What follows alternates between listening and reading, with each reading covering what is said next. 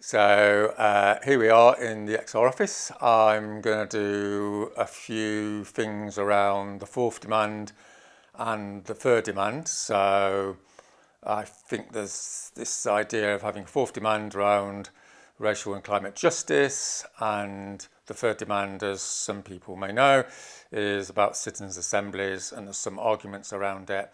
So I'm going to just go through some arguments that people might not be aware of. So I'm not necessarily saying these arguments are right. It's complicated business, as everyone knows, and but I'm going to try and communicate some of the original ideas around having the three demands from some of us who set up XR. This is obviously just my view, but yeah, and then we'll see how that works. And I did actually remember the other day that I sort of proposed when XR was founding that we did have a third demand around citizen assemblies. I'd sort of forgotten that. So I was thinking at the time, this is going to be a difficult one to communicate. But, it was accepted. And obviously a lot of people, in my view, don't quite get how revolutionary it is without putting too fine a point on it. So that's what I'm going to do. So we'll see how we go. And, yeah. All right, so the first thing I want to say is if you're going to bring about change in society, to my mind, there's three things you've got to do, to bring about radical change. You've got to actually say what you want. In other words, you need to frame things. So this is the issue around the fourth demand and the second demand and what have you. You've actually got to say what you want. And one of the problems with saying what you want, of course, is just because you say you want something doesn't mean you're actually going to do anything. So there's lots of groups in society that say, we're for this and we're for that. And you go, well, just because you're saying it doesn't mean you're into it. But it's still important, obviously. You've got to say what you're about. But that sort of limitation brings me on to the second thing, which is what actually brings about change, as well as having a framing, is organisation. So organisation is obviously a little bit more boring than framing. You don't have big social media debates about it particularly. But what organisation means is, are people meeting? Are things happening? Are decisions being made? Are people doing what they're supposed to be doing? Are people have autonomy to get on with stuff? Does everyone know what's going on? All that sort of stuff. So you do have lots of groups which, have an aim, but they don't have any organisation. They're just out there on social media, saying what they think. Okay, and then the third thing is mobilisation or action. So you can have a great organisation, everyone's meeting on Zoom, sounds familiar, and, it's super organised, but there's nothing coming out the other end. There's no action. There's no political agitation. There's no civil disobedience, no direct action. So you've got to have that as well. So in terms of setting the scene, I'm trying to say it's not like one's more important than the other, but there's more games in town than just demands, right? So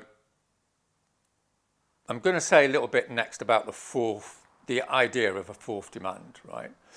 So obviously on the surface of it, no one can seem to have an objection to having a fourth demand because, let's hope so, everyone agrees that climate justice and racial justice and class justice and all these things are central to any conception of radical politics, any conception of, believing in people's rights and fairness. But there's a sort of problem with actually demanding them, which isn't to say you shouldn't. It just means there's the other side of the coin. Okay, so what is the other side of the coin? Okay, so one of the problems is as soon as you demand something, then by definition you're not demanding something else. So for instance, you could say, okay, we're demanding equal rights for people of colour. That's great, everyone agrees with it. But then someone's going to come along and quite rightly say, that's great. And what we also need in there is solidarity with the working class because, they've been oppressed and it's genuinely crap. So it's got to be in there, and everyone goes, yeah, it's got to be in there. And then like animal rights activists will come along and quite rightly say, hang on a minute, right? Our whole society is based upon, domination of nature and the mass slaughter of animals. And that needs to be there in there as well. So then it starts getting a little bit long, and then it leads on to another problem, which is people within those three groups might go, well, hang on a minute, like, we don't want to just put, people of colour. What we need to be saying is the people in Africa have suffered a lot more from racism than the people in the global north of people of colour, or women, which is dead right. So then you need to put in, a sort of hierarchy of oppression, as you might say. And then there can be arguments about that, and quite rightly so. So, and then something else happens, which is, let's say you have a demand for something specific, like reparations, and then someone's going to come along and say, okay, hang on a minute, right? Just putting reparations, that's just virtue signalling. What you need to do is to actually have a proper policy on exactly what you mean. Who's going to get what, how much and where and when. So you can see what starts happening. And a lot of groups traditionally on the left, of course, start accumulating all these wish lists, as you might say, of what should happen. Everyone agrees they should happen, but it has the unintended consequence of spending loads of time debating what you're about, arguably to the detriment of doing stuff. And as soon as people start doing stuff, of course, then they get criticised for not doing it in the right way, with the right demands, with the right banners and all the rest of it. So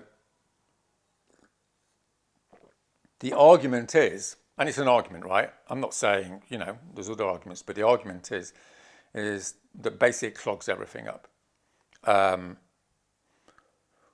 Which leads me on to the third demand. So when we were researching Extinction Rebellion, we were trying to be smart in terms of how to build a social movement. And one of the things we identified, which sort of destroys social movements, or at least incapacitates them, is this endless merry-go-round of what your demands are and who's more oppressed than who. Which, and I'm not trying to belittle it, it's a really important question, but it's not easy to answer, because, there's loads of different complicated issues involved. And so what we decided was we'll sort of cut the big knot of it, as it were, and come up with something very different. And that's the Citizens' Assembly, okay? All right, so just to explain a Citizens' Assembly for people that don't quite get it, there's two sort of fundamental elements to it, which is a citizen assembly is a bunch of people that will decide what will happen, okay? So that's the first thing to say. They will decide, what the reparations are. They'll decide, what fairness means. They'll decide, how much money people get. All these detailed questions about how to make this just transition. And it's made up in a particular way. So the first thing to understand is it's selected randomly from the population. So what that means is you get an equal proportion of every different group. So it'd be 50% women.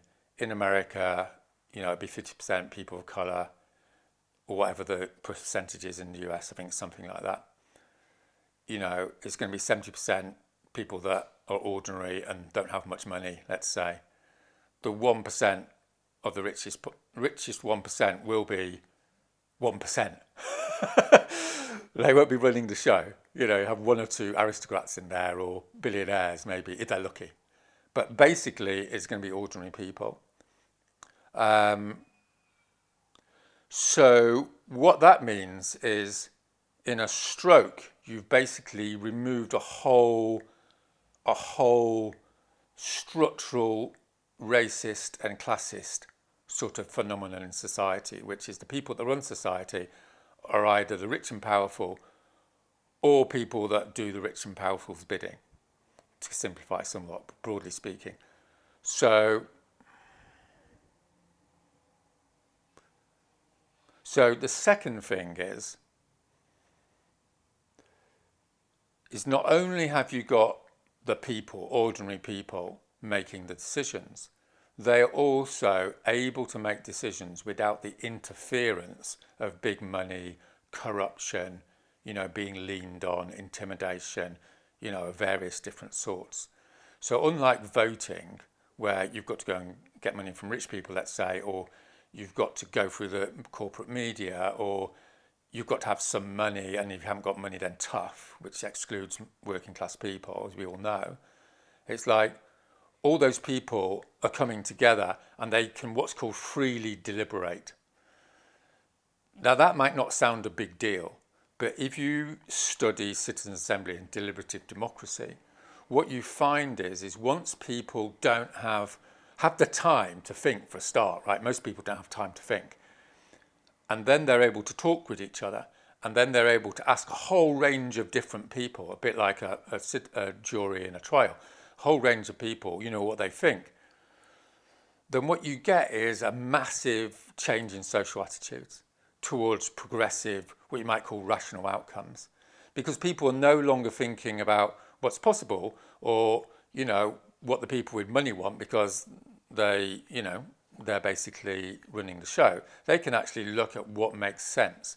And so you don't need to be a genius to work out that if you've got 50% people of colour in an assembly and you've got 70% working class people or working people or ordinary people, they are going to basically recreate a new society which is based upon all the things which are in the fourth demand. No absolute guarantees, of course, right? But it's a fair bet, let's put it like that. So the sort of more controversial argument here to finish off is that making demands is actually quite reformist, because making demands sort of implicitly assumes that the power structure stays as it is. In other words, there's the people in charge, and we're going up to the people in charge and saying, we want a fair society, we want to defund the police, we want this, we want that. But it leaves the question of who's still running society. Well, the people that you're going to see are still running society. So the argument is that the Citizens' Assembly is actually a revolutionary structural move to remove structural racism, remove class oppression, remove all the shit that we know is happening because ordinary people are in charge. So that puts a different gloss on it, right? So just to finish off, I'm not saying we shouldn't have a fourth demand. And my personal opinion is pretty ambiguous because, as I'm sure people know, what I focus on, my day job, as it were, is mobilisation and organisation. And, if you want to have a fourth demand, that's fine. But I think it's important to understand the dangers involved in sort of going down the demand road, both in terms of unintended consequences of clogging everything up, but also because there's a strong argument that it's intrinsically reformist and accepting of the system as it is. And the fundamental sort of thing that Extinction Rebellion was set up to do was to say we need total system change, and lots of people want total system change for ideological reasons, because they believe in justice and fairness and, getting rid of the elite. But also, a lot of people want system change as well because the whole thing's fucked. We just need to transform the whole economy. So whatever political view you are, it's going to all have to change, assuming you want to survive. So the Citizens' Assembly,